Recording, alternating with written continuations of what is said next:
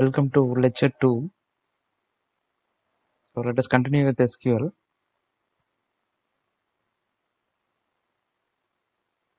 So this question appears in GATE 2017 set 2. So we are given with this top scorer table and we are provided a query here, and our objective is to find the number of tuples returned by this query. So let us see what this query is made up of. So we have a select and we have a where condition, and in where condition we have a conjunction and. So it has to satisfy ta.goals greater than all, and we have a result set here. And similarly, ta.goals should also satisfy this condition greater than any, and we have a result set here. So whenever we have a query that is made up of several components, we try to solve one component at a time. And once we find the result of this inner query, and similarly the result of this inner query, we can substitute the results here, and then we can move towards the outer query. So that's the idea. So let us consider this query. Select tb.goals from top scorer, and we are renaming that table as tb, where tb.country is equal to Spain. So if you consider this query, so top scorer table is this table, and from here we have to select where country is equal to Spain. And as you can see, you have to search for tuples containing country name as Spain. And as you can see, there is no tuple with country name Spain. And as a result, there is the goals that is retrieved from this query, that is tb.goals. So it is going to be a null set. Or with this condition, we don't have any matching tuples in this table, so goals are set as null. Now if you consider the second query, so this is select tc.goals from top scorer as tc, where tc.country is equal to Germany. Now to solve this query, so the condition is tc.country is equal to Germany. Again go to this table and find the tuples containing country is equal to Germany. So we have this tuple Germany with goals is 16. So this will appear in the result, and similarly we have Germany 14. So this 14 will appear in the result, and then Germany 11. So 11 will appear in the result, and then we have Germany 10. 10 will appear in the result, and Germany 10. 10 will appear in the result. And this is an SQL query, so where duplicates are not omitted, duplicates will be retained. So we have 2 times 10 appearing here, which is coming from the last 2 rows here. So if you look at how many rows matching this query, we have 16, 14, and then 11, and then 10, and then 10. So we have 5 tuples matching this query. Now in the given query, now you substitute whatever the answer we got for this inner query, and similarly whatever the answer we got for this inner query. So once you substitute this, now the outer query is very easy to solve. So now the condition, first condition becomes like ta.goals greater than all of whatever is present in this set, and this set is null. So whatever be the goals that are here, whether it is any value you substitute for goals, it is going to satisfy this condition because it is always greater than null, because this is an empty set, there is nothing to compare. So this first condition, it is always going to be satisfied. Now coming to the second condition, so here we have substituted the result that we have obtained from tc.country is equal to Germany. So here the condition will become ta.goals greater than any whatever the result set that we have obtained. So the result set contained 5 tuples. So we have 16, 14, 11, 10 and 10. Now what we have to do is to resolve the outer query, now from this table, you take each and every row that is present in top scorer table and compare whether these two conditions matches. And the first condition, it is always true. So let us look for only the second condition. So second condition states that whatever row you have taken and the goals that are present in that row, you compare whether it is greater than any one of these values. So there is a difference between all and then any. Whenever we have nested queries with all and whenever we have a nested query with any, there is a difference. All, it means whatever is present to the right of all, the set whatever is present to the right of all those conditions are like and any is like disjunction, any is like an OR case. So here ta dot goals greater than any, so that means even if for any one of the values that are present in this set, if this condition is true, then we are going to select that tuple. So let us consider the first row, close Germany and 16. So here the goals value is 16 and 16, if we substitute here, 16 greater than any 16, 14, 11, 10 and comma 10. And as you can see, 16 greater than 16, condition is false, but 16 is greater than 14, so condition is true. So even if this condition is true for any one value, we are going to select that row. So in the result, we are going to have close.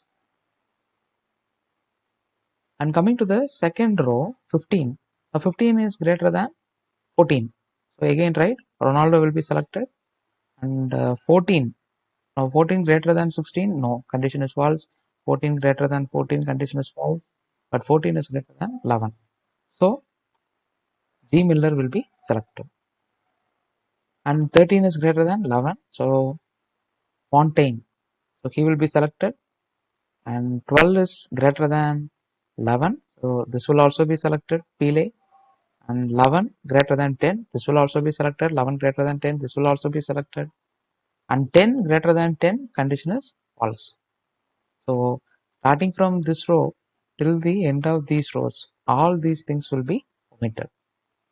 So if you see the final result that is obtained from this entire query, so we will have the first 7 rows. So the first 7 rows will be the output of this particular query. And the answer is, we have to find the number of tuples returned by this query. So the number of tuples is 7 in this case.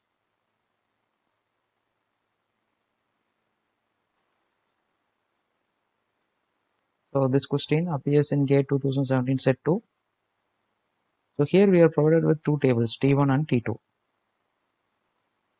And P acts as a primary key for T1, R acts as the primary key for T2, and Q is a foreign key referencing R, S is a foreign key referencing P in T1.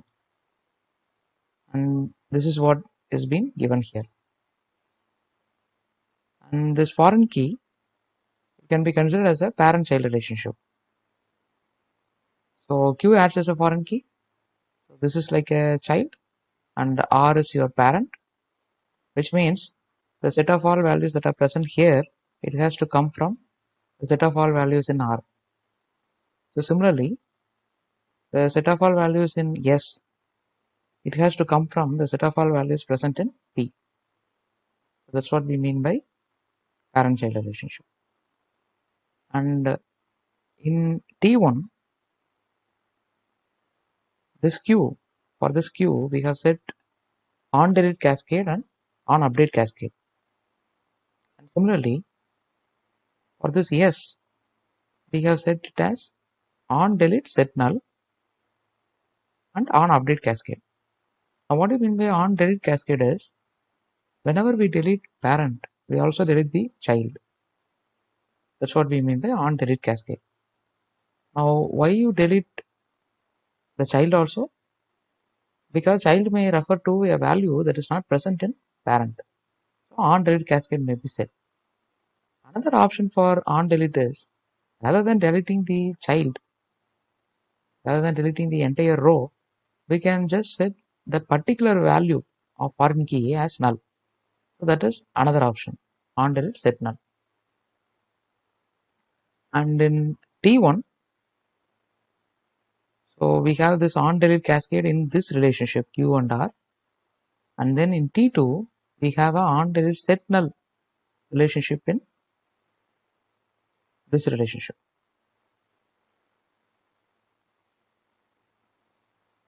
And in both the cases we are going to activate onUpdate cascade. So whenever parent value gets modified, the child value will also get modified. Now the question is, suppose we delete 3, 8 from T1. So let us see. So this is 3, 8. So let us say we delete this 3, 8 from T1. Now 3 acts as a parent for which are all the rows in T2. So that we have to find. So if you see in S, we have only one row with 3. So this is the row. So this row, it has to be deleted. But we have an additional constraint here. This 8, it acts as a parent for the set of all values here with 8. So if you find the set of all values here with 8, so we will get 3, 8, 5, 8 and 9, 8. But what is the property that has been set here?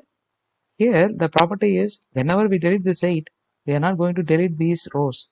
We are going to set the value of this foreign key as null. So these values we are going to set it as null. But whereas because of the relationship between P and S, whenever we delete this 3, we are going to delete this entire row from T2. Okay, so in T1 we have an onDelete cascade, but in T2 we have a onDelete set null property. Okay, so when we delete this 3, 8, now what happens is we will set this 5, 8 as 5, null and 9, 8 as 9, null. Now the question is, how many additional records are deleted from T1? So from T1, this is the only row we are going to get deleted. So we are not going to delete 5, 8 or 5, null, and also 9, null we are not going to delete. So none of the records other than 3, 8 we will delete. Whereas from T2, this 8, 3 will be deleted permanently. So how many additional records from T1 gets deleted? It is none. Whereas from T2, one record will get deleted.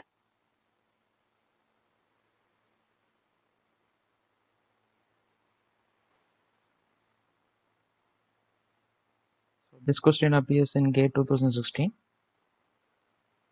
So we are provided with a table called as water schemes. And this table contains 3 columns: scheme number, district name and capacity. These are the scheme numbers and these are the district names and these are the capacity. And we are provided with this single query. Our objective is to find how many tuples are returned by this query. So whenever such a large query is being given, we have to divide it into several components. So let us start from the last. So here we are selecting name from 2 tables. One is total, the other one is total average. But the table name here, it is water scheme. So where does this total and total average come from? So if you see the first 2 parts, so here we define total and here we define total average. So how we obtain this total? So total is obtained from water schemes table, and where it is grouped by district, find the sum of capacities in each group, and that has been returned as with table name total and with column name, first column name as name and second column name as capacity. If you look at where does this total average come from, this total average is coming from total table, and from total table whatever we have found here, that is your total table. So from this total table we are finding the average capacity. Select AVG of capacity, we are finding the average capacity, and then we are renaming that result as total AVG with the column name as capacity. So in order to find total average, first we have to find total, and to find total we have to apply this particular query. So let us start with finding total table. So if we consider this component finding total table, so we have to group by district name. So if you look at how many groupings are here, we have Ajmer, Bikaner, Churu, right, and the last one. So in the first group we have only one row, second group has 3 rows, third group has 2 rows, fourth group has 1 row. And in each group we have to find out, we have to sum the capacities that are present in each of the rows. So for Ajmer we have only 1 row, so sum of capacity will be only 20. For Bikaner we have 3 rows, 10, 10, 20. So if we sum them we will get 40.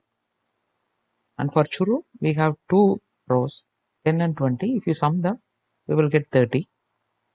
And for the last one we have only a single row, so whatever is the capacity here, that will be sum of capacity. So this is your total table. So district name is renamed as name, and sum of capacity is renamed as capacity. Now from total table we have to find out, total AVG table. So total AVG table, so this is the query to find out total AVG table. So we find out the average capacity from total table.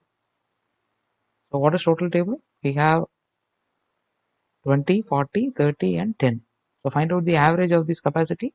It is this will be 60, 90 and 100. How many records are here? 4 records are here. 100 divided by 4, the average is 25. So total AVG table will have only one column, that is capacity, which is having only a single value, that is average. So that value is 25. So now we have found two tables. One is total table, the other one is total AVG table.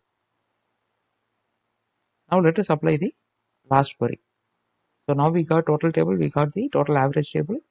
Now we are just querying for this condition. So from total table and total AVG table, from these two tables, we are going to apply this condition: total dot capacity greater than or equal to total AVG dot capacity. So total dot capacity, it is referring to this particular column, and total AVG dot capacity is referring to this single value. Or we are going to select the districts. We are going to select the district for which this capacity that is present in each of these rows, it is going to be greater than average capacity. It is going to be greater than 25. So let us apply it row by row. So here in the first row we have value 20. So this value is 20. Total dot capacity is 20. Total average capacity is this value. So this is 25. So 20 greater than 25, condition is false. So this will not be selected. And what about 40? So 40 is greater than 25. So this will be selected. 30 is greater than 25. This will also be selected. 10 is greater than 25. Condition is false. So this condition will be false for 10 greater than 25. So this district will not be selected. So which are the two rows that are selected? It is 40 and then 30. So these are the two rows that is being returned. So when we look at the question, how many tuples returned by the following query? It is 2. One is Bikaner, the other one is Churu. So these are the two rows that are returned by, or two tuples that are returned by this query.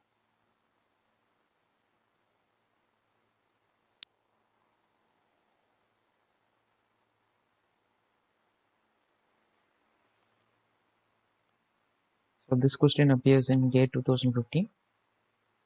So here we are provided with two tables, student table and performance table. And in student table it has roll number and student name. Roll number acts as a primary key. And in performance table we have roll number, what is the course taken by that roll number, and the marks obtained by each of the students. And the primary key for performance table, it is roll number and course. So a combination of roll number and course will act as a primary key in performance table. And we are provided with this query: So we have to find out how many rows are returned by this SQL query. So let us see what is in this query. So the from class refers to both the tables, student table and performance table. Student table is renamed as S, performance table is renamed as P. And the where condition is from student table take the roll number and match it with from performance table the roll number, or it is simply a join with a common attribute.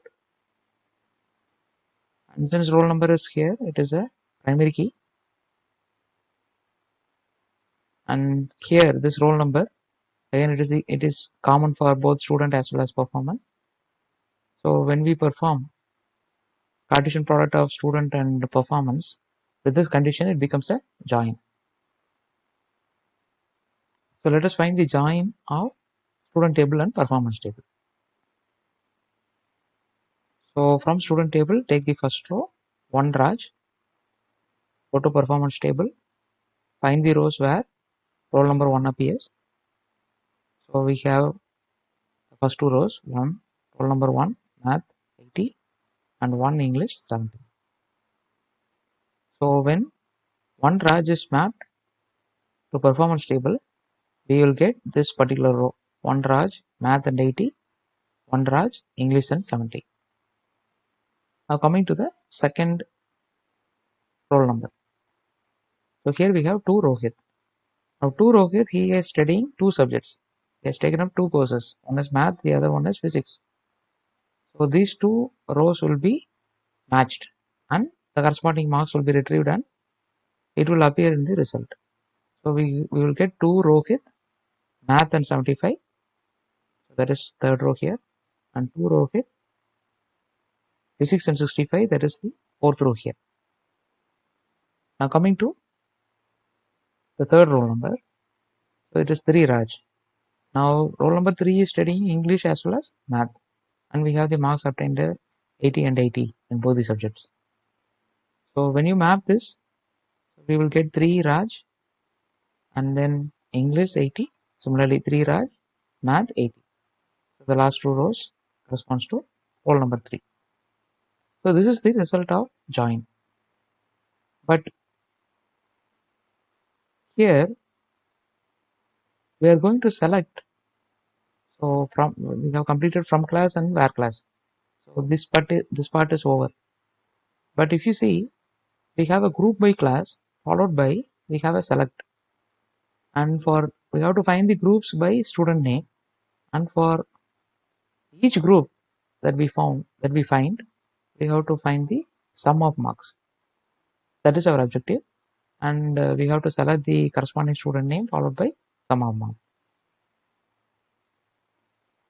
Now if you group this table, if you group the result of the join table by student name, now as you can see, both roll number 1 and roll number 3 are having same names, Raj. Now when we group this table by using only student name, what happens is Raj records will be grouped as 1 and Rohit records will be grouped as 1. So we will be having only 2 groups, not 3. So we will be having one group containing Raj, the other group containing Rohit. So in Raj group, find the sum of marks. So it will be 80 plus 70 plus 80 plus 80. That will come to 310. And in Rohit, we have 2 rows, 75 and 65. If you add them, you will get 140. So after applying this group, finding the sum, you will get only 2 rows. One is Raj, the sum of marks is 310. The other one is Rohit, the sum of marks is 140. So now we have completed the query. What is the question? We have to find out the number of rows returned by this SQL query. So the number of rows returned is 2.